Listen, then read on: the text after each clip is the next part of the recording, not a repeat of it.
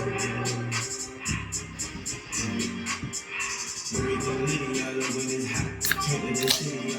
go.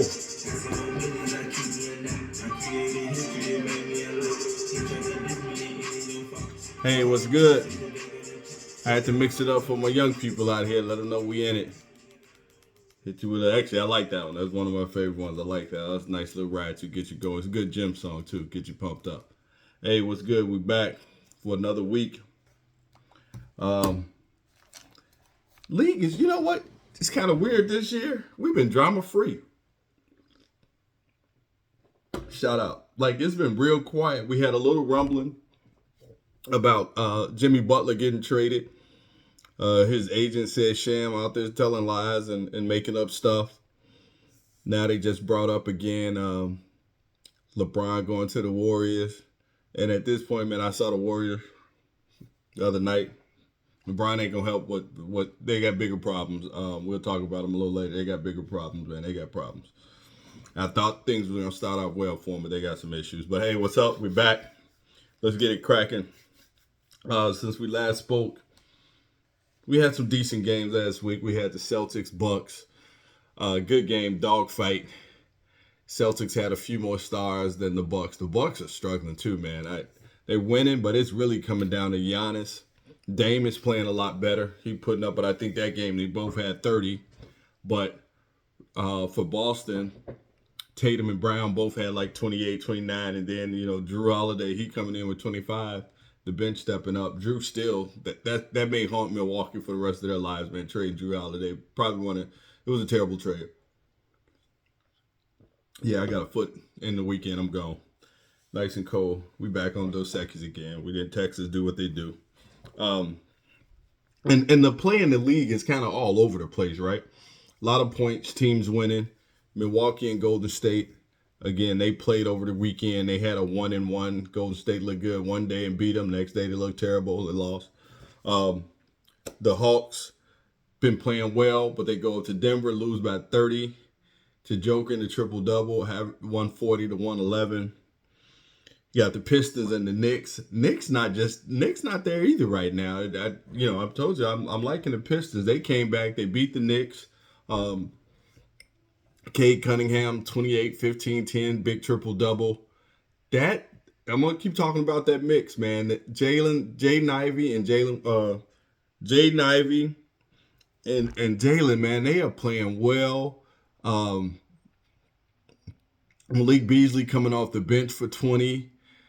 Tim Hardaway's playing well. They just doing Detroit. They kind of got a nice mix, man. Let's just see how they continue to play. I think they'll be in the mix. Like I said, they're making the playoff. They're gonna be good. Lakers Portland, interesting game. LeBron didn't play. Lakers got the win, but I've been saying this for the last 2 years now, man. When you watch the Lakers without LeBron, it's a different team.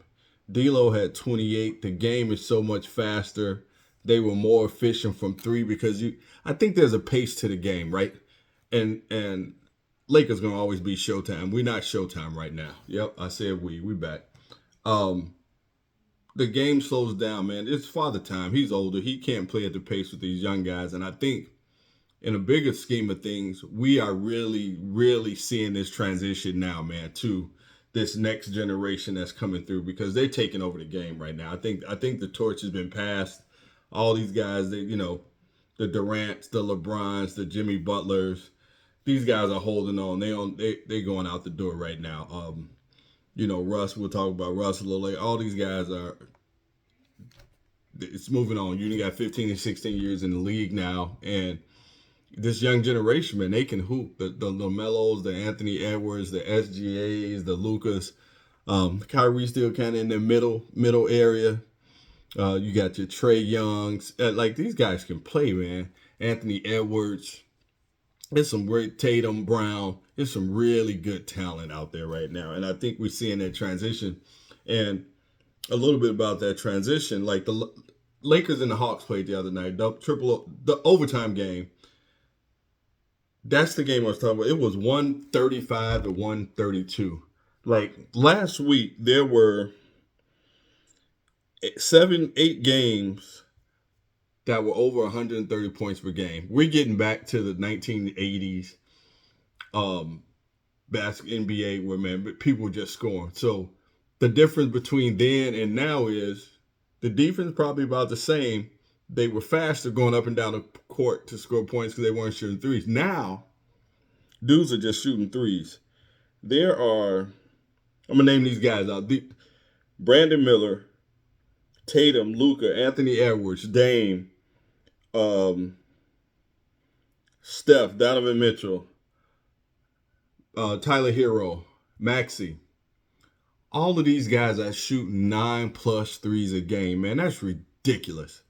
Like, this is where the game. So you figure you shoot 9 threes a game, you averaging 18 shots. You're the superstar. You averaging 18 shots a game. Half of your shots are threes. Now, here's the wild part to this.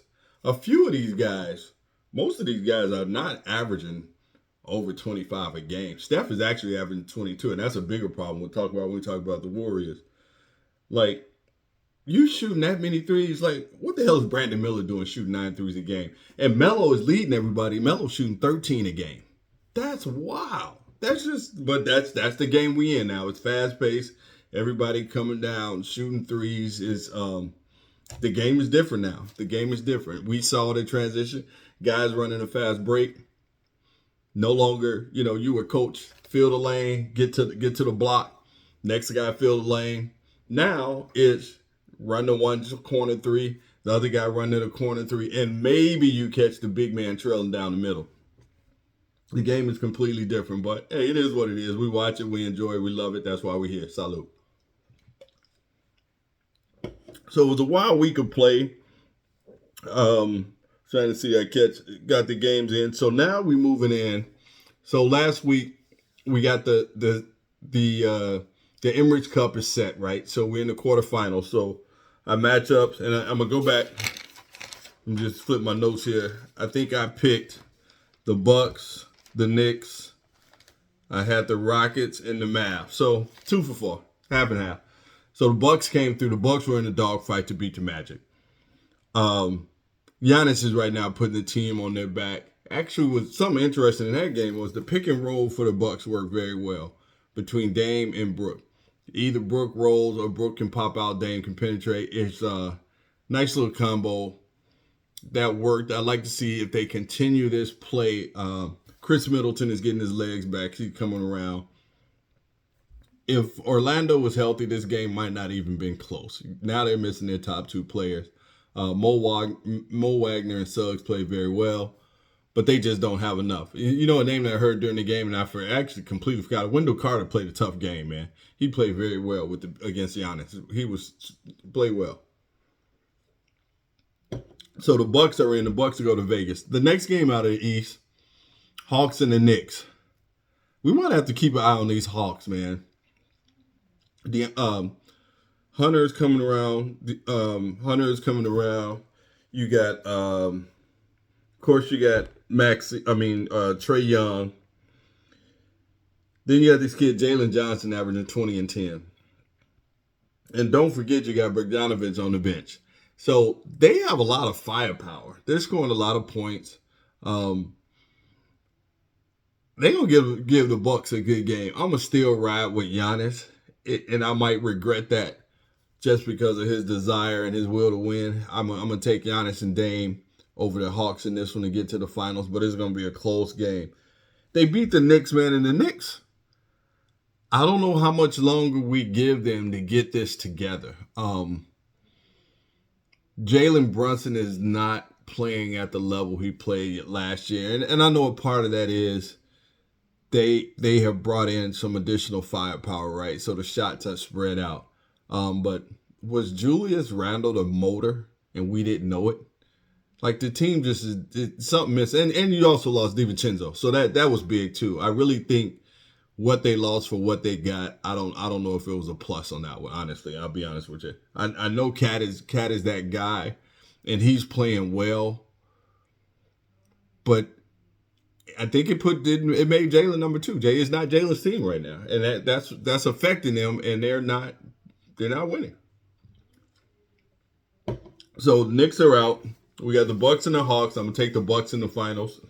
Then when you go out west, um, I thought the Mavs would play a little better with the big three, and they just didn't play well. I think Clay led them with 20. Luka and Kyrie both were like at 17, 18. They just didn't have the production. SGA dropped 39 on them. Hartenstein is really, they're gonna be tough, man, when the big guy comes back. So OKC just put them away, and it actually wasn't close. At a point, they were up 20. So this leads me to say, I know there's been a lot of talk. OKC is there, man. They kind of, they're following up where they left off last year as far as just being aggressive. We'll talk about them a little later, but right when I get into my top 5 teams, but OKC is definitely in that mix, man, and they're rising, and SGA is also rising in my power rankings for the MVP. So we got OKC versus, and I keep telling you about the Rockets. I actually went to the Rockets Warriors game the other night. Great time, great stadium. It was fun, great fans. It was a lot of fun. The Warriors, man, look terrible. The last 2 games I've saw the Warriors, they just look out of sorts. Like they just don't look like they don't know what they're doing. Like they had 6 or 7 shot clock violations last night. Turnovers are high. His rotations are different. I know Wiggins is out, and they also been talking about trading Wiggins. That's been on the block. But they just don't look, and I know it's not all missing Clay, but it looks like they just, Draymond's not running the offense, and maybe that's the part that's missing. Like, people can key in on Steph a little more, because with Clay, at least you had to respect him out there. Now they're not respecting these other guys because they're not shooting the ball the same way. And they don't have any size either. Like, Draymond was sticking Segan last night, and he played him well. Like, I see why Draymond, I really watched how he was playing defense on this guy. He's 7 foot versus 6'8", and Draymond pushed him around. Now, the guy ended up, Segan had 26 and 11, but he worked for that 26. Like, he put in work from that, and Draymond he really made him, he played hard. But they don't have any height. Looney's getting older, man. Looney was chugging up and down the court. Like, Looney gas, it's over. Now, they have this young kid, Jackson, and he was playing a lot early on, but now his minutes have declined. He's not getting his minutes, but Steve Kerr got a problem, man. I know they lost. They were up about 5 or 6, but that was on them. They made some bonehead plays at the end of the game. That was a jump ball. You could argue it was a foul because Kuminga kind of jumped in there, but it was a jump. At that point in the game, it's a jump ball. You don't call that foul. So they lost. So the Rockets are in. The Rockets will be playing SGA. I'm going to take SGA. I think the finals are going to be the Bucks and OKC. OKC is going to be your champs. I'm going to run with OKC to finish this off and win the Emirates Cup. Interesting fact about the Emirates Cup. Guess who is, and I want to say this right, guess who's the only undefeated coach in the Emirates Cup history? Think about it amongst yourselves for a hot second. I'm going to take a swallow. Darvin Ham. You can fact check me. Go look it up. Darvin Ham. Shout out to Darvin Ham. Also, Darv, we know it ain't your fault. The Lakers still suck, even though I'm back with them. So we go around there. Before I get to my power rankings, I told you guys I wanted to talk a little bit about what does it take to get into the Hall of Fame. So I want to read you some numbers, and I want to know what you guys think. 9-time All-Star, 2-time All-Star Game MVP, 1-time MVP, 2-time scoring champ, 3-time assist champ, made the 75th anniversary team, currently number 9 all-time in assists, lifetime career averages 21, 7, and 8. This is what's going to give it away, but I'll say it anyway. Even without that, do those stats get you in the Hall of Fame? I want to say yes, they do. And maybe this is not an argument, but I'm a big fan of this guy, and I'm a proponent for him. And I think he deserves a conversation. The last few years, he's gotten a very bad rap for his play and his shooting. And some of that's been situational. I think he's having a great year. And then lastly, he's averaged a triple-double 4 times. And one of those 4, he did get the MVP, and he did lead the league in scoring. Yep, Russell Westbrook, man. Russ get a bad rap, but I tell you what, if you watch Russ play, man, he gonna give you 150 every time he step on the court. And I know the game has changed. He's probably been one who has been hurt the most by the way the NBA has changed over their career. He's always been a hard-nosed player, can get to the rim. That was his thing. He can get to the rim at any point in time, knock down a mid-range. But as the game evolved and changed, people wanted him to shoot more threes, and that just was not his game. He's never been a great three-point shooter. But he's going to do everything else for you on the court. You think about those OKC years, and man, we'll never know what could have been with him, Harden, and Durant. But those were some great teams, and Russ was a leader of those teams. Like those 10 years in OKC were amazing. Things just kind of went south after that.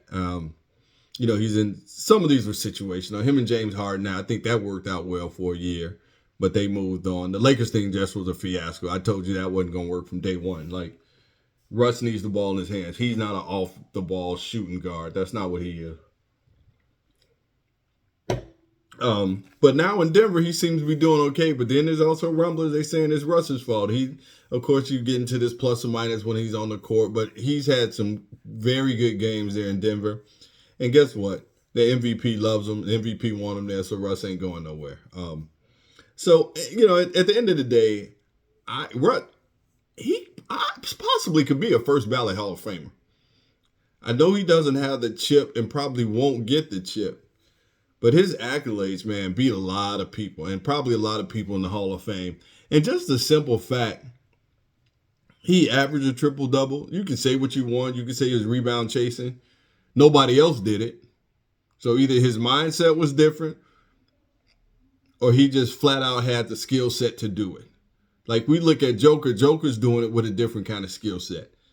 Like, so for Joker to be getting assists is kind of amazing. For Russ to be going out there and getting 10, 11 rebounds a game at a guard position was pretty amazing, right? So he's going to get the double-double, but you throw in those rebounds, you got to account for that. So hopefully when it's all said and done, man, people won't look back on these last 3 or 4 years with Russ, man, and you can really give some appreciation to the things that he's done in his career, man. So, hey, Russ, keep balling, man. Shout out to you.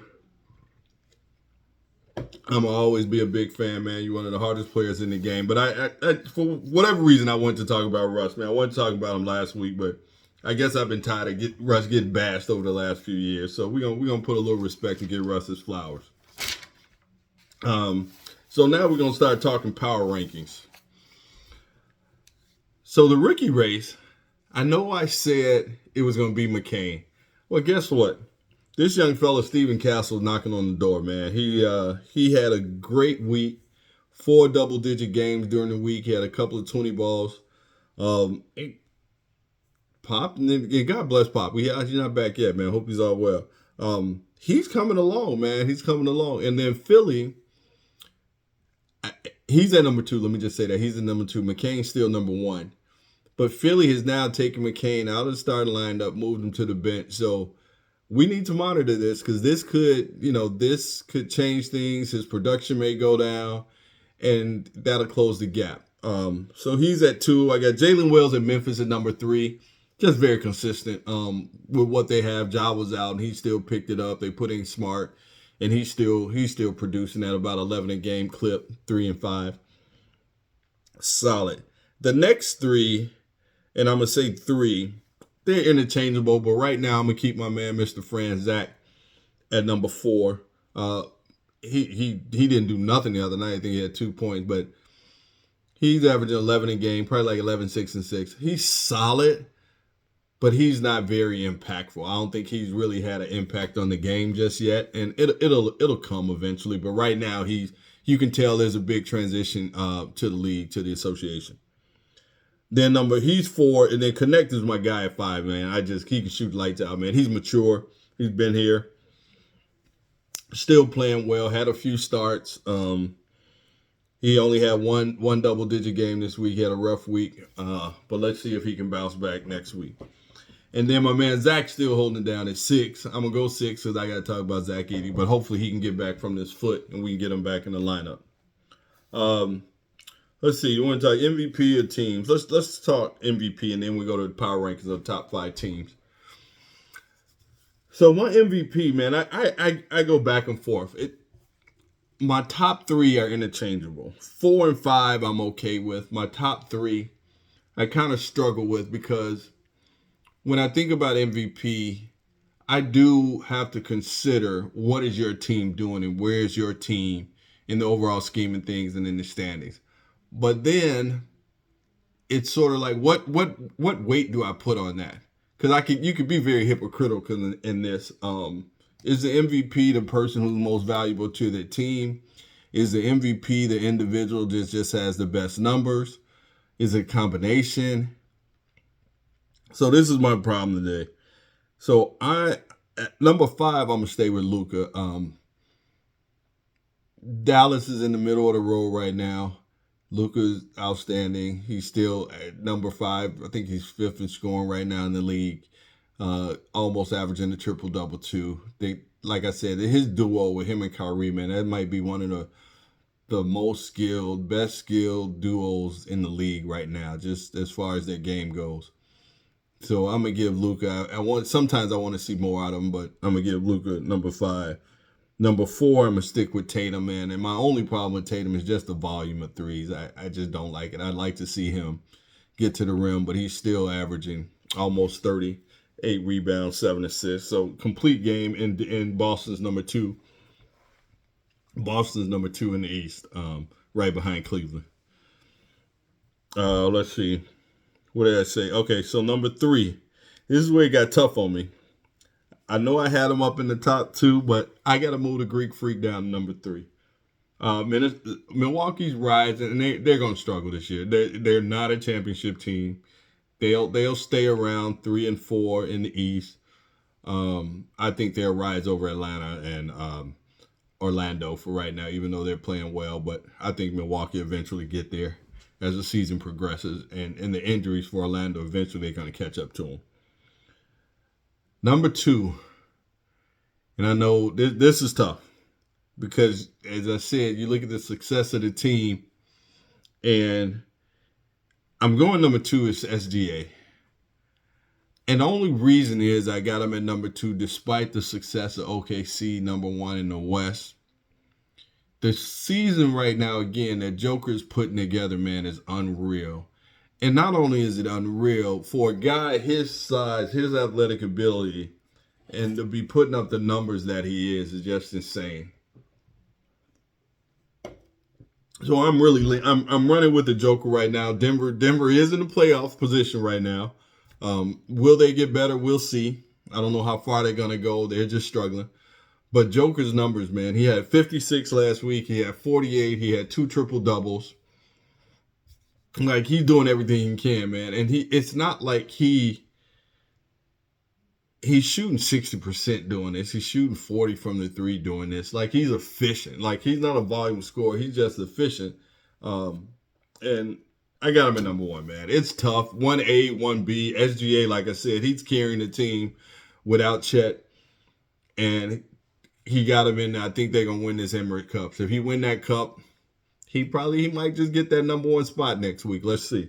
Like we say, what Stephen A. say, we flew it. We flew it around here. Jeff Saturday, we flew it.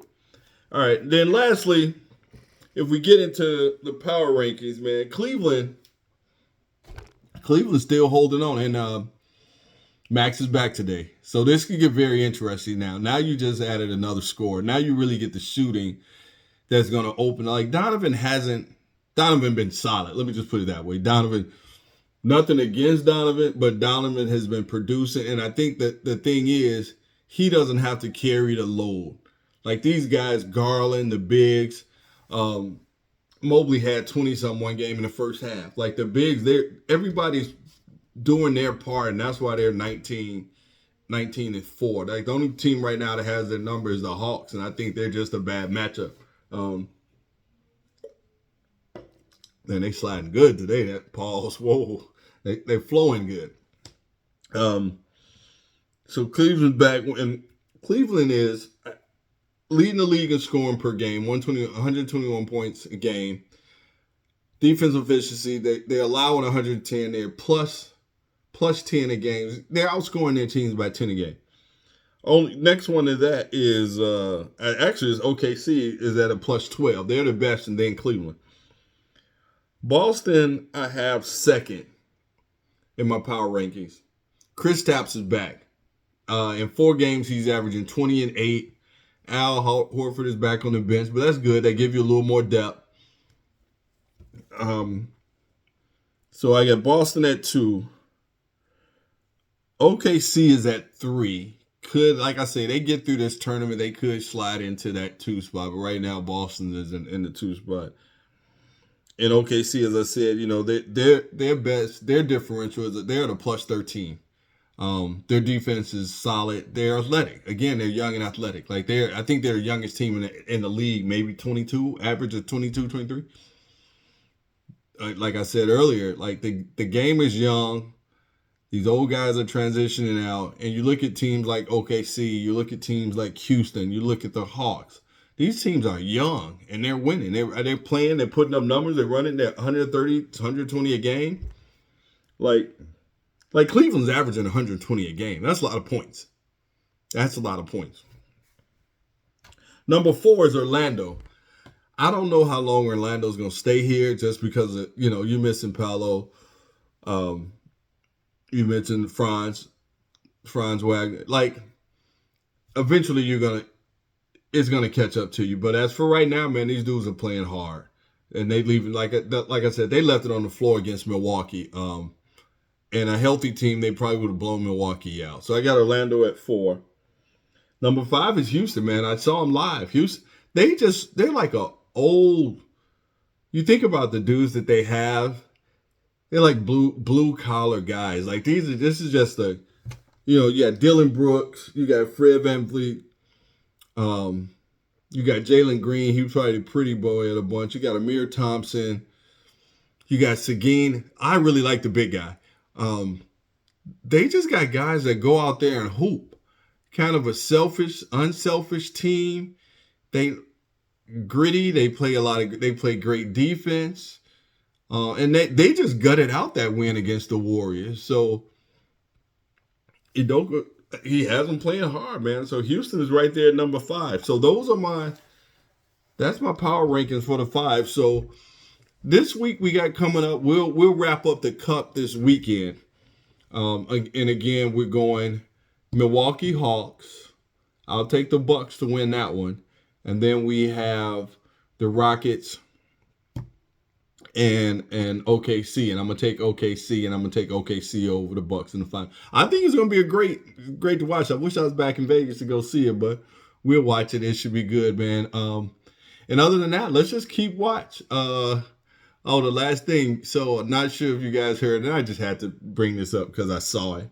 I think Bronny is supposed to be traveling now with the G League. Man, I hope the Lakers can just figure that out and get that right, man. And not for LeBron, not for the Lakers, but for that kid itself, man. Because this kid could be ruined, man, quickly. They could really ruin this kid, man, and he'll be fine. But you want to see him do something, but we'll see. But anyway, hey, that's it for the week. It's been great as always.